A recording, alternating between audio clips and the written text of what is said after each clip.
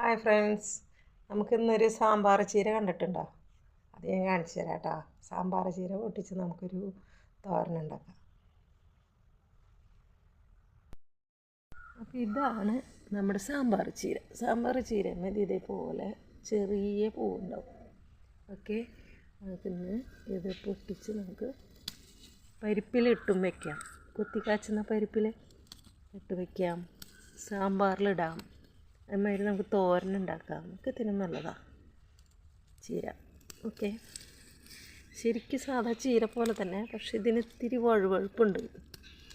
അതിന് നമ്മൾ പരിപ്പിലൊക്കെ ഇടുമ്പോൾ നമ്മളതറിയില്ല. അപ്പോൾ ശരി, നമുക്കിത് പൊട്ടിച്ചെടുക്കാം.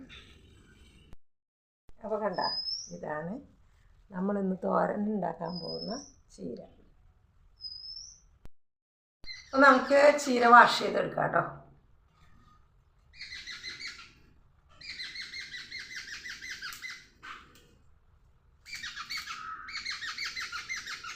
പുഴുവൊക്കെ ഉണ്ടാവും, അതൊക്കെ നോക്കി ക്ലീൻ ചെയ്തെടുക്കണം.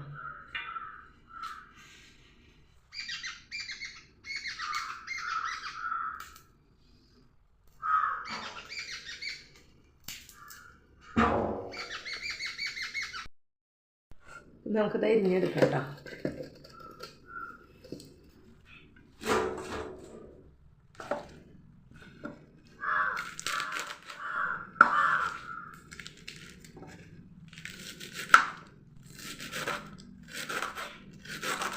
ഇങ്ങനെ ചെറുതാക്കി അരിഞ്ഞെടുക്കണം. ഓക്കെ, ഈ പരുവത്തിൽ കേട്ടോ.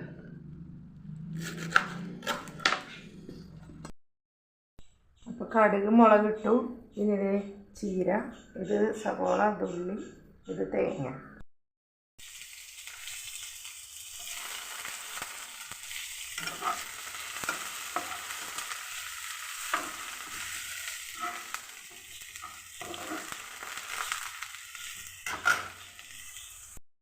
സവോള ചെറുതായിട്ട് വാടി വന്നിട്ടുണ്ട്, അത്രയേ വേണ്ടൂ.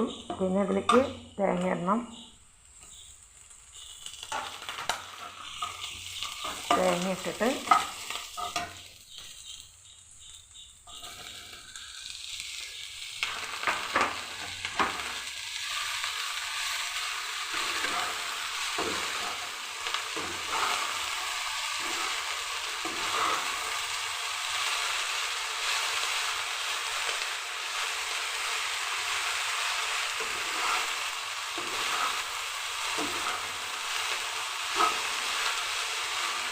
കടുക്, മുളക്, അത് കഴിഞ്ഞിട്ട് സവോള, തേങ്ങ,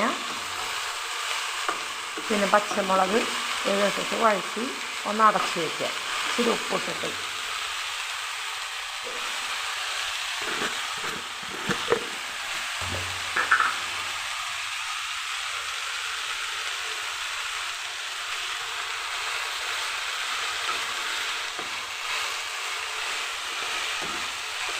ഇതാണ് നമ്മുടെ സാമ്പാർ ചീര തോരൻ വയ്ക്കുന്നത്. ബെസ്റ്റ് ടേസ്റ്റാണ്.